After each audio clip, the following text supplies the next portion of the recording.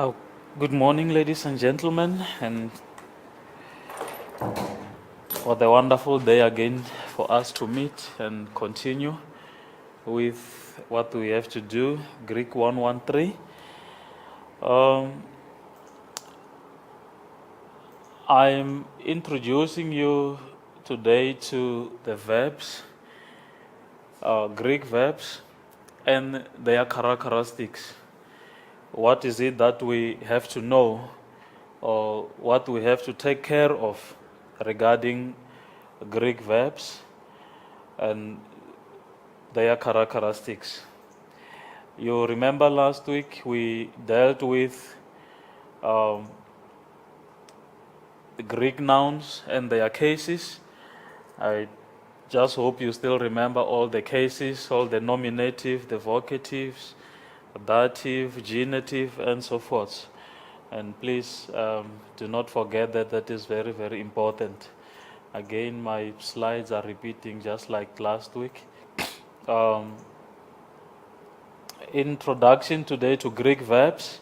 I'm sorry there I have Greek nouns, but it's Greek verbs. That's basically what we are doing, and their characteristics. You look at your study guide, on completion of this study unit, these are the things that I really want us to achieve. You must be able to give a synopsis of Greek tenses, a synopsis, a kind of a summary of Greek tenses, and identify the characteristics of Greek verbs and also explain them, and also to recognize and explain at least the present indicative active form of the verb, and also the present infinitive active form of a Greek verb. Now that's basically what I would at least want us to achieve by today. Now, when you talk about tenses, I hope all of you know what I mean by tense. That is the time of the action, or whether is it in the past, or whether it is in the future, or whether it is in the present. That's what we mean by a tense. Maybe there might be some better definition than mine, but generally speaking, we're talking about the time. Now, Biblical Greek has like 6 tenses, and this is the synopsis that I want to do, and please take care of that. And they are divided into 2 groups. The first group of tenses, we call them primary tenses. And under primary tenses, we have now 3 tenses, what we call the present tense. And that tense denotes a statement, or will always talk about an action or a statement happening in the present. A simple statement like I walk. It's something happening now, and it's a statement in the present. So Greek tenses have that, the so-called the present tense. And also in English and Afrikaans, you also have that. And secondly, under primary tenses, we have a future tense. It can denote a promise or an action in the future, something that is going to happen in the future, and hence we have that as future tense. English and Afrikaans and any other language, I think we have, we know all this. The perfect tense in Greek, remember, I'm just giving an Afrikaans and English relation or examples, but now we are talking about the Greek tense. We have the so-called perfect tense in Greek. Now, this tense denotes an action completed in the past, but this action has a continuing effect. That is, the effect of the action done in the past continues to the present. Hence my shortened explanation there: a completed action in the past but has a present effect.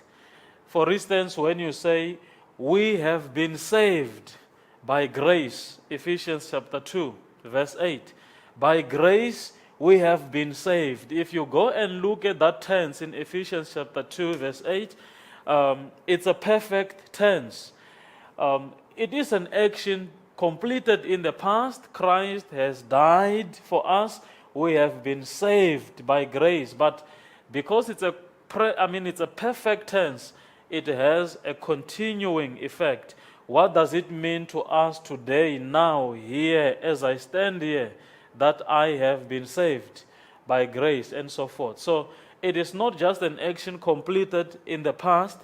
It is completed in the past, but it has a continuing, or the effect continues to the present. And that's what we have in the perfect tense, the Greek perfect tense. So this is the synopsis of the first group of the tenses, that is the primary tenses. I will come back and talk about the augment and so forth, but for now, let's just continue with the secondary tenses. Under secondary tenses, a Greek verb has the so-called aorist tense.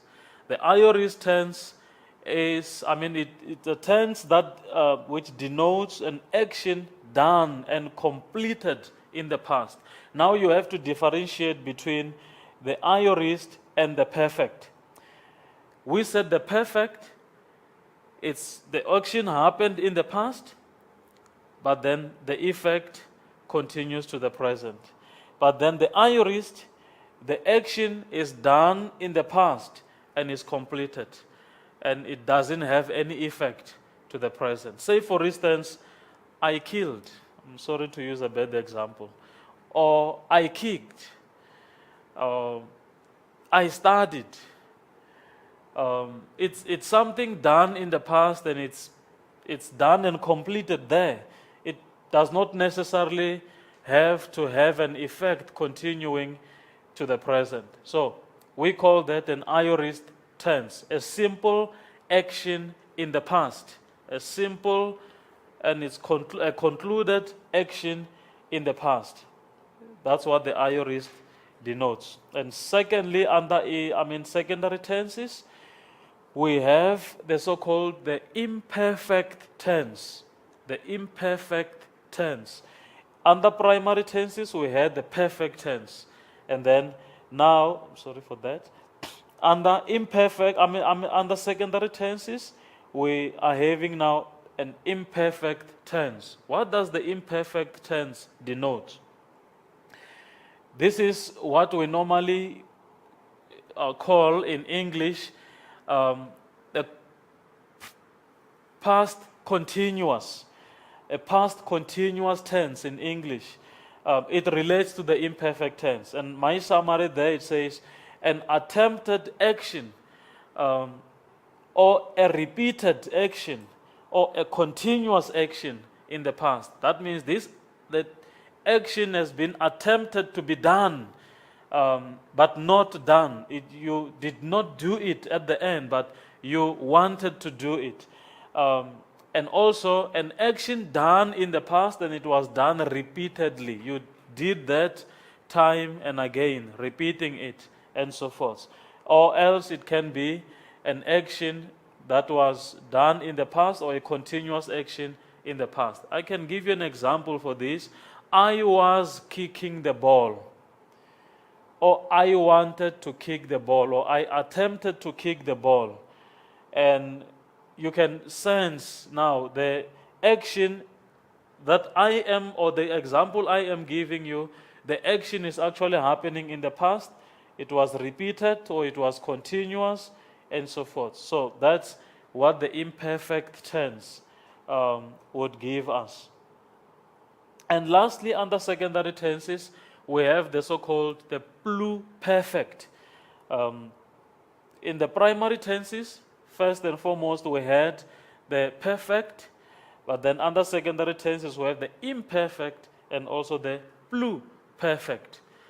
What does the pluperfect tell us or teaches us or denotes? It denotes I call it the past of the past. This is a past action, or I call it past of the past. Let me just give you an example. She had eaten the bread before the man arrived. Look at the two underlined verbs.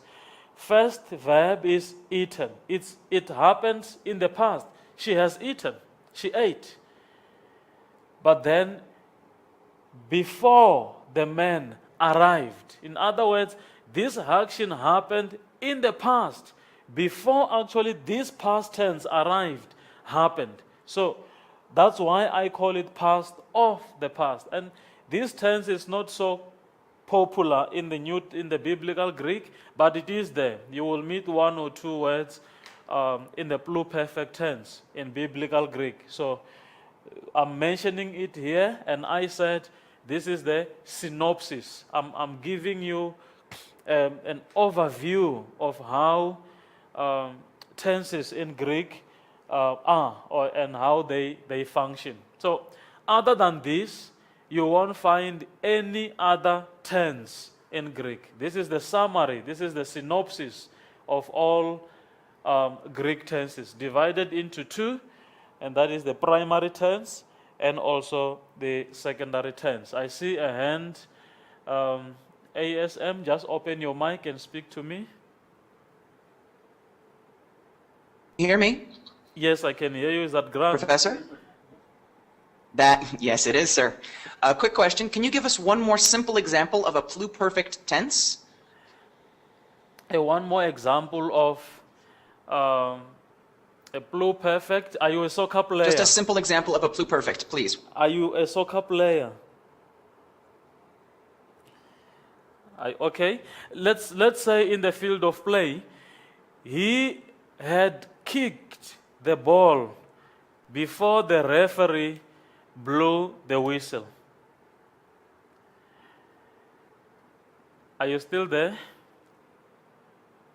He had kicked the ball. In English, many a times the pluperfect would be he had, H-A-D. He had done something before something happened. So it's an action in the past before actually the simple past happened. I'm not sure if I'm clear. He had kicked the ball before the referee blew the whistle. You have two verbs in the past, but the other one happened before the first past tense happened. The kicking of the ball happened in the past. Happened in the past before the past tense blew the whistle happened. Is it? Come again, my facilitator. Perfect. It's actually blue. Perfect. Thank you. Yeah, it's the pluperfect. Is that clear? Let me have a final word, an indication. Is everything clear?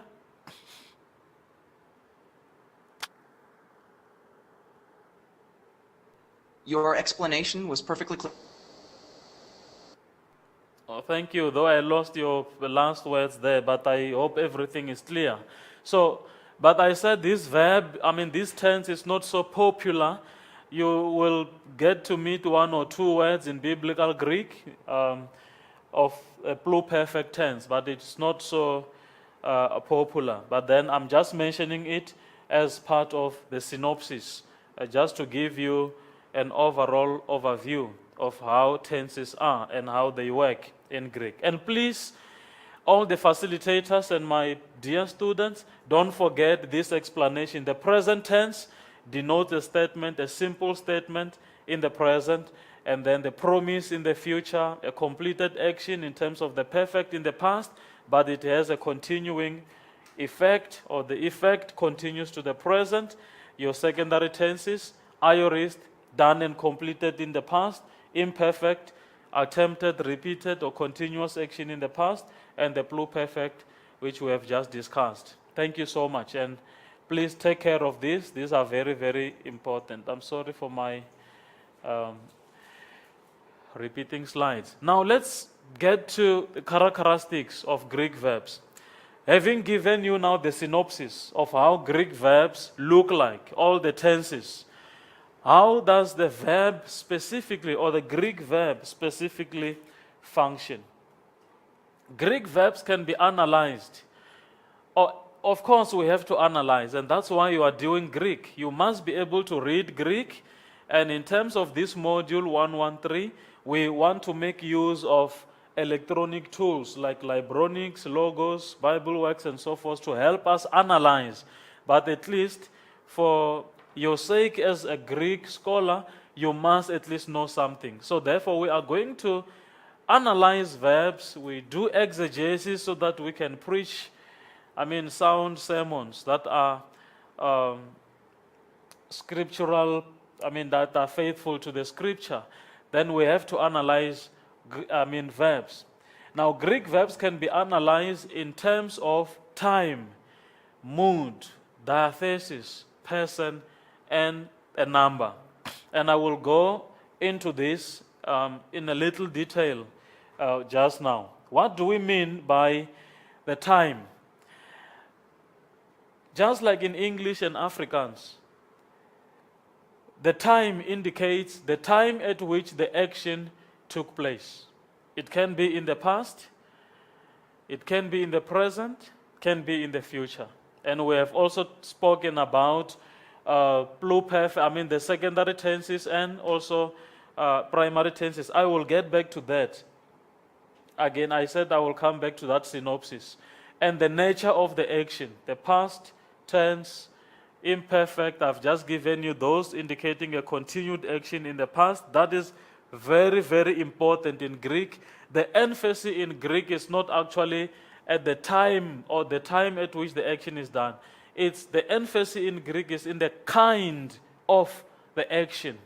Whether it denotes a simple statement, whether in the past or future or present, or whether it is a completed action in the past with a continuing effect and so forth. But then all of you will understand what I mean by time, and that is what I'm trying to explain here. The time at which the action took place. You won't be able to successfully, sorry Ori if I'm too fast, you won't be able to analyze the verb if you don't know its time. You basically have to know the time of the action. And secondly, we have the mood, is the form of the verb. What are we talking about when we talk about the mood? The first mood in a Greek verb is the indicative. I destroy or I teach. Analyze this verb for me. It's happening in the present and it is basically a simple statement. For instance, he goes or he walks. She writes, you listen, or you are listening.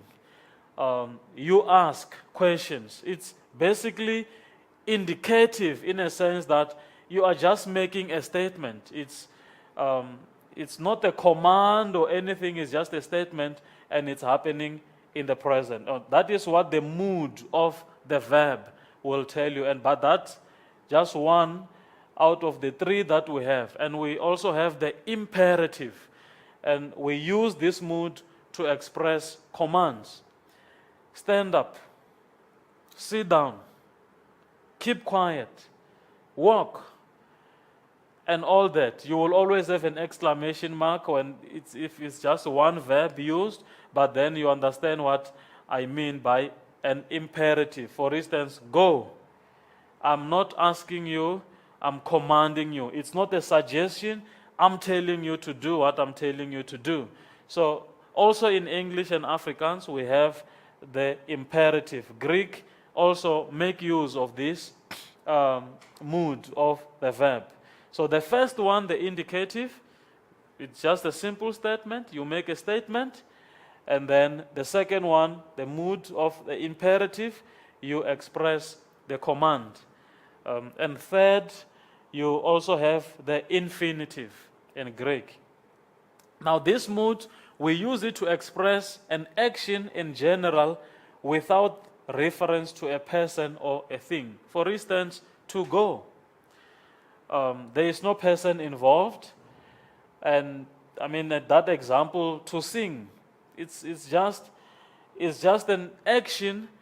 It's not even referring to any person or a thing. It's just a form of a verb, which in Greek we are going to use it more for like indicating your reason, your purpose, and so forth. So that is why under Greek verbs, this mood is very, very important.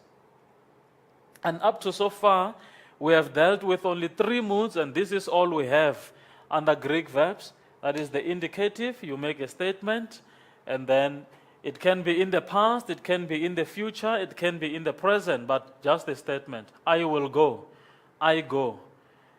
They have walked, or they walked. That is a statement. It can happen in the past, can happen in the present, it can be in the future. But then it's all summarized under indicative mood. An imperative.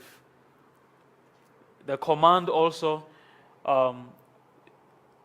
can be an aorist imperative in the past. I will tell you, we will talk about this next week. The non-indicative mood, moods. We will talk about that. How do the what is their, or what do they denote, and also the infinitive. Now my repetition is leading me into temptation. I'm running into trouble, but then I will talk about that come next week. The diathesis. Remember, we are still busy with that sequence. We're dealing with the time, mood, and now we come to the diathesis. What do we mean by the diathesis? The diathesis of a verb indicates whether the subject is the person or a thing performing the action, or a person or a thing being acted upon. This is basically what we know in English and Afrikaans. We know it as an active or the passive. He sings. It's active. John kicks the ball. It's active. John is performing the action, or the subject is performing the action.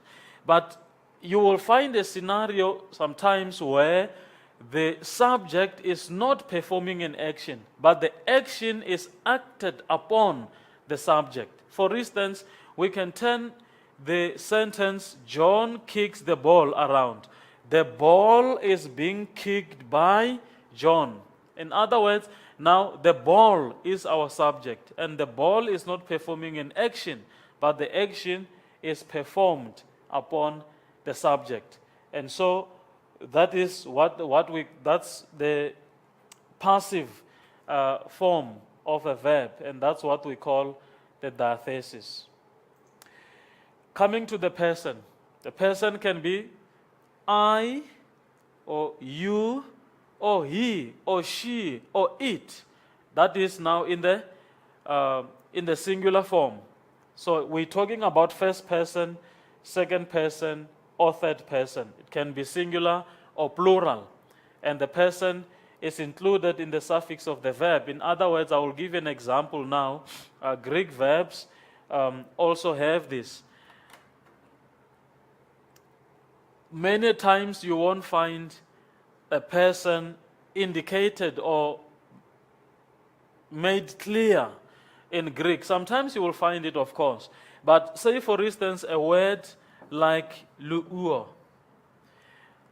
This word means I destroy. We will talk about it just now. I destroy, or I loosen, to loosen someone so they can be free. That person ending, uo, it's actually your subject. When you translate this, you would say, I destroy. That uo, that ending, tells you more about the person. It is actually your subject. And in some scenario, you will have lu eis, which means you destroy. And that you, it's that person ending. So I will teach you how to conjugate this. At least you have to know this even as a Greek 113, so that we can manage to use our Libronics and so forth going forward. So the person can be the first person, second person, third person, singular or plural. We, you plural, and Afrikaans, jelle, and then hele, that is derde persoon, third person, plural. Those are the dynamics of the person in the Greek verb. And then lastly, the number, of course, I've mentioned it here, that's why I've underlined. It can be singular or plural. Okay. And let's see I'm sorry for that. Characteristics, not of Greek nouns, sorry, that's a mistake. Greek verbs. What then are we looking for when we talk about Greek verbs? Sorry, I'm not so used to this, but what is happening there? I think there's a repetition of what we talked about last week. I hope we get this right. Okay, forget the last slide. You can delete it. Now, to recognize and explain the present indicative active. This is basically what I want you to know. At least we are not going to memorize all the conjugations, but this one at least you must know, so that you can know how Greek verbs conjugate. I'm still using the same word, luo. It means I destroy or I loosen. And this is how we will conjugate it in both singular forms and plural forms. And see how things will be changing here. Let me just give you the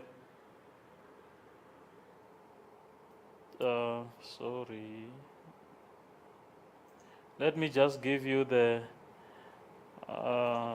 sorry for this.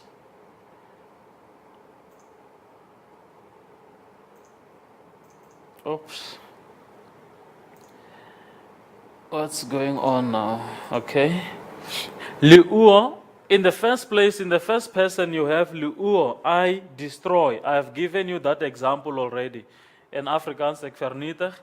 And also, that is in the singular form. And in the plural form, it changes. It will be luomen. That means we destroy. Look at the inflectional changes that I talked about when we discussed the verb, the nouns last week. The ending is changing. And when the endings change, the meaning changes. More especially the subject, the who is doing the action part changes. The second person, lueis, in the singular.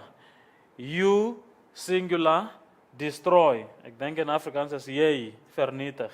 Okay? And then luete, the second person, plural. Look at the inflectional changes. The form is changing at the end. And the subject of the verb or the sentence is changing also. In the third person, luei and luosin. Luei will be he or she or it loosens. And then in the third person, they loosen.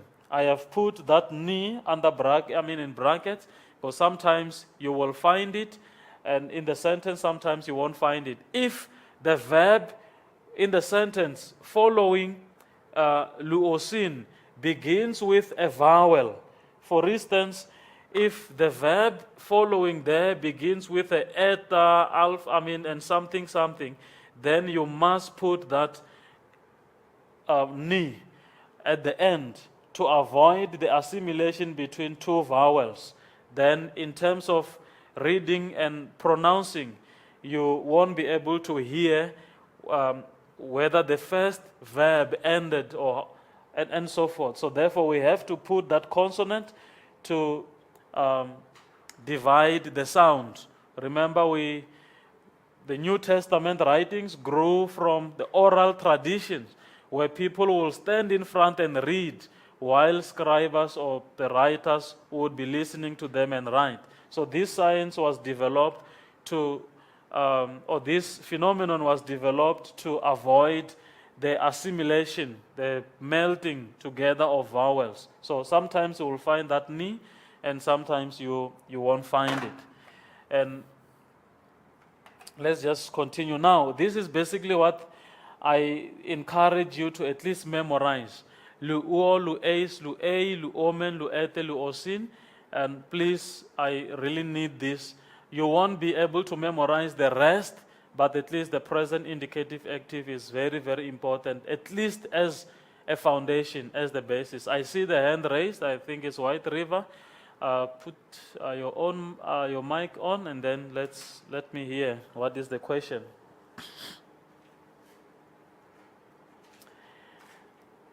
Yes.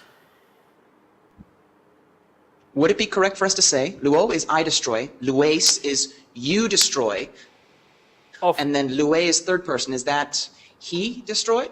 Of course, and that is it. You destroy. You And then the destroy. third person would be what? He destroyed. He or Destroy. she He destroys. or Third person, it. correct. Yeah, okay. or it destroys. Now remember then- English? Or it, yes. Yes. And then luete. And second person plural is like you all. Yeah, Like it's you. if you're from the south of the states, y'all. But you then all you are destroyed. talking about plural here. Yes. Exactly. But plural, you all. Yeah, yes. you are. In English and Afrikaans, that is correct. baie dui like that is yele. It's you. And then in the third person, and then you have Yada, yeah, yes. they. Okay. Yes. I'm sorry for that, but I think now, They thanks destroyed. for your question. that Wonderful. It Thank you makes so it much. clear. No, Yes. thank you for clarifying. Thank you so much. Well, this is basically what I want us to know at least. I know with 113 we are going to the electronic sources and all that, but you can take maybe an aorist indicative active. This is how it conjugates. Not exactly. Say for instance, in the aorist, you will have that lu, elusa, elusas, elusen, elusamen, elusate, and then elusan again. And also the perfect, it has its own conjugation, which I think maybe I will make some notes and then I will upload them. The whole synopsis of verbs in the present, indicative active, in the imperfect, and so forth, so that you can know, at least have an idea of how all these verbs conjugate. But as I'm saying, the present indicative active, no chance. We have to know that.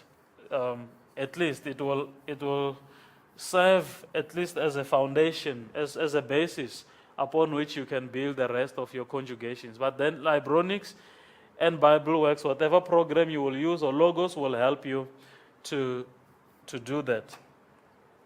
Right. And then there is also the present infinitive of luua. The secret, it's always looking at the endings. Look at the ein ending.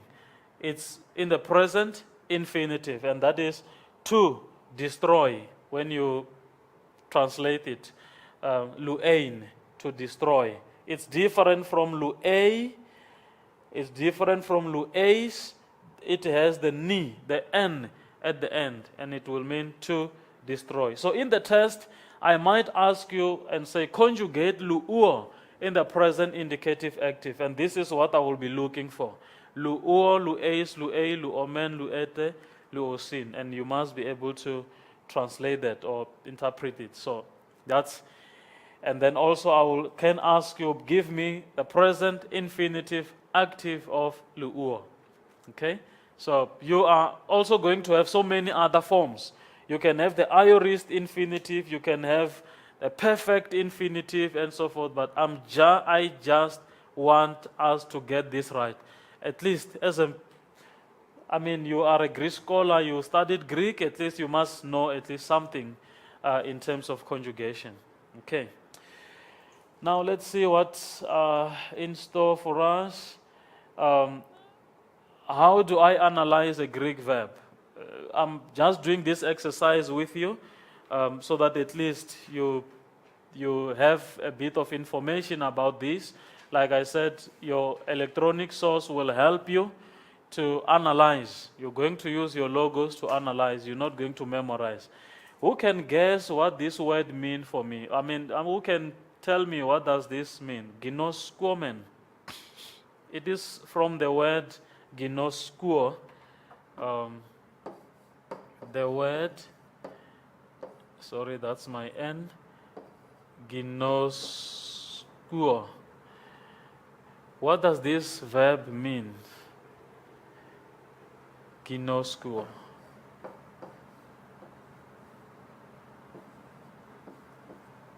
That's my S, sorry.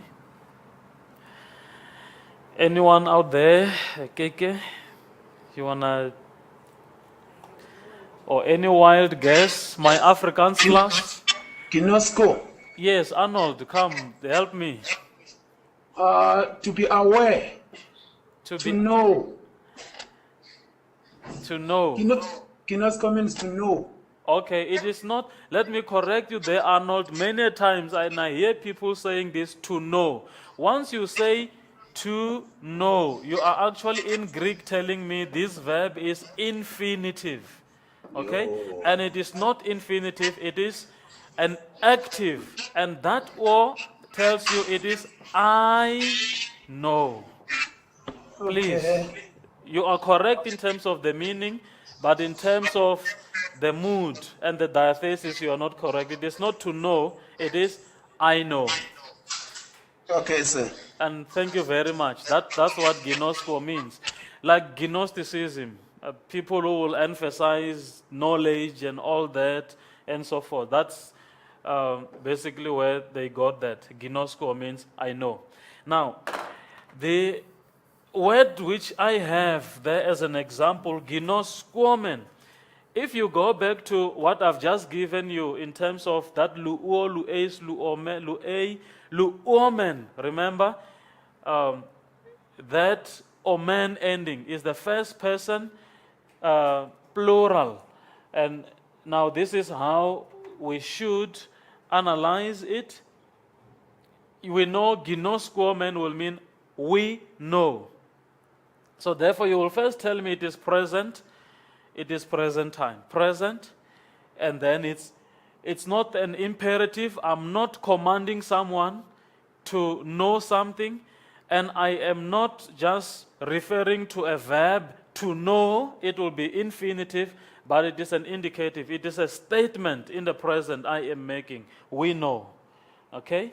And then it is here, we know. We are actually performing the action. The action is not being performed or acted upon us, so therefore it is indicative. And we are busy analyzing the verb now. So it's present, and it's indicative, and it's active. What is the person there? It's the first person. We. It is not you, no. It is not he or she or it knows. It is not they know. It is we know. Then it's a first person. And who can tell me then what is the number there? The number involved here. ASM, just open your mic and tell me what is the number here. KK says? Plural? No, okay, yes, that will be? Plural. Plural, okay? Good, it's plural. And then it's not singular, it is not I, but then it is we, okay? So that's how we analyze a Greek verb, and that's what we have there. And normally, or usually when you analyze, thank you, White River, are you still raising your hand for a question?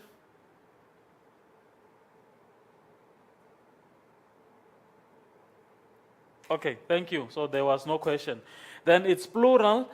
In Greek, after saying all this, then you have to go back to the dictionary. You must tell me, because this verb, Paul, I see the hand raised.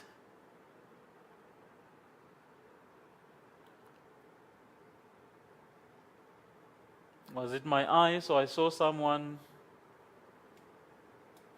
Okay, please, if you have any question, you can stop me anytime and ask the question. You must always tell us, because this verb, ginoskomen, you won't find this in the dictionary. In the dictionary, you are going to find ginosko, as I asked, ginosko. This is what we call the lexical form of the verb. This is what this is the form of the verb which is provided in your dictionary. And this is just a form of a verb in the text because it's communicating. But then in analyzing it, therefore, I will always ask you to give me the lexical form of the verb. So after telling me it's present, indicative, active, first person singular, you must tell me the lexical form of ginosko. And then lastly, you must tell me what it means. And it means here, I know. Where is my... Yes, the meaning is I know. Then you can tell me, Paul, I see something. What is happening here? If you have any question, raise up your hand and open your mic. Speak to me, please. I don't want to leave you behind.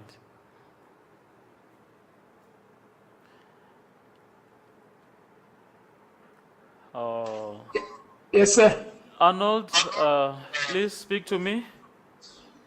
Can you please explain again the lexical form, number 6? I didn't quite get it. Okay.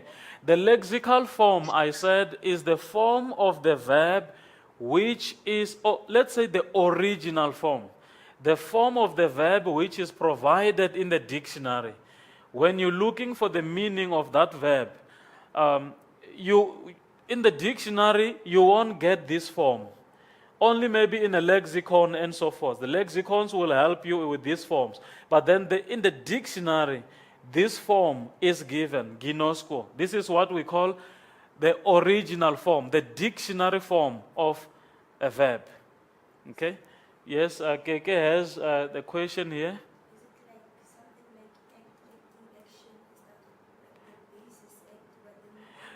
A good example Keke here is giving me, like act, acting, or action is still a noun, you might get it, but then acting, it's not a verb you are going to get in a dictionary. But if you are, say, reading a text and you meet the word acting, if you go to the dictionary, what will you be looking for? First, you will look for the verb act. And then from there, then you would know what is acting all about. So this is the dictionary form of the verb, but that is something you are going to get in the text, not necessarily in the original form in the dictionary. So that's what I mean by a dictionary form of a verb. Also in Greek, this is we know, but then it comes from the lexical form ginosko. That means I know. And I hope everything is clear in that sense. Okay?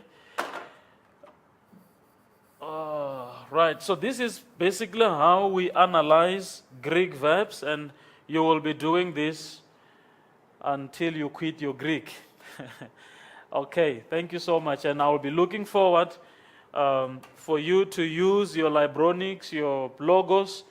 It will help you. In the logos, I will show you when we come to that study unit. You just put your mouse over a Greek verb, and then logos will tell you it's future, indicative, active, and so forth. But then this introduction or this lesson is actually at least empowering you to know when Libronics or logos tell you this is future, you know already what it means. It's a primary tense, action either in the present or in the future or completed in the past but with continuing effect and so forth.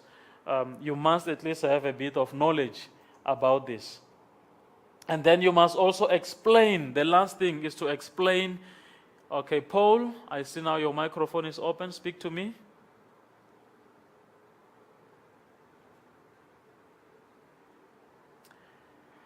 Paul, speak to me. You seem to be having difficulties with your microphone. Yes, Chief. Yes, you're welcome, Paul. Okay. Are you in the Afrikaans class, Paul?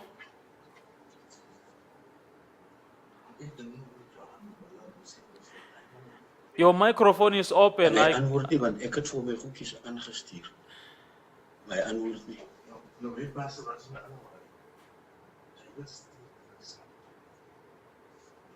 Kan nie wees nie.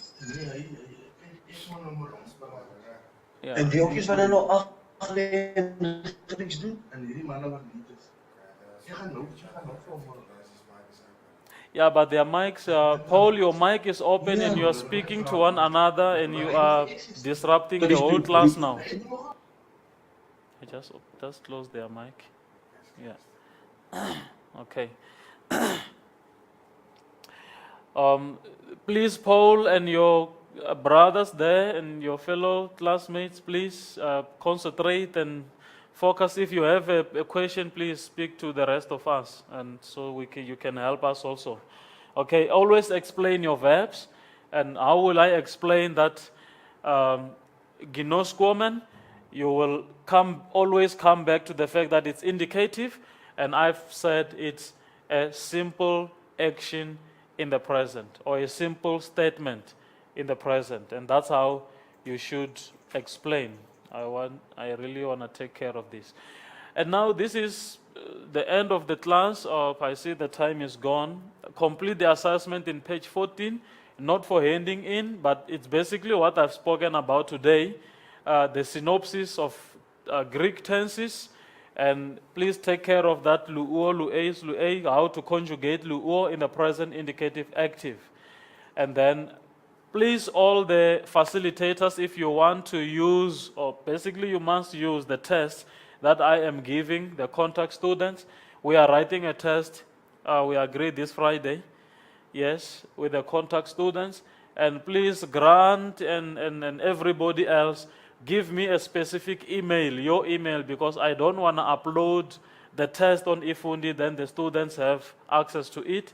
I will send an email specifically to you with that test, and it's set and ready. We must write it at least this week. Please just send me a specific email as a facilitator, because we have so many centers out there. I don't know you, one by one. So indicate to me you are a facilitator and you are looking for that test, then I can send it to you. And this coming Friday, students must have their first test. And White River, speak to me.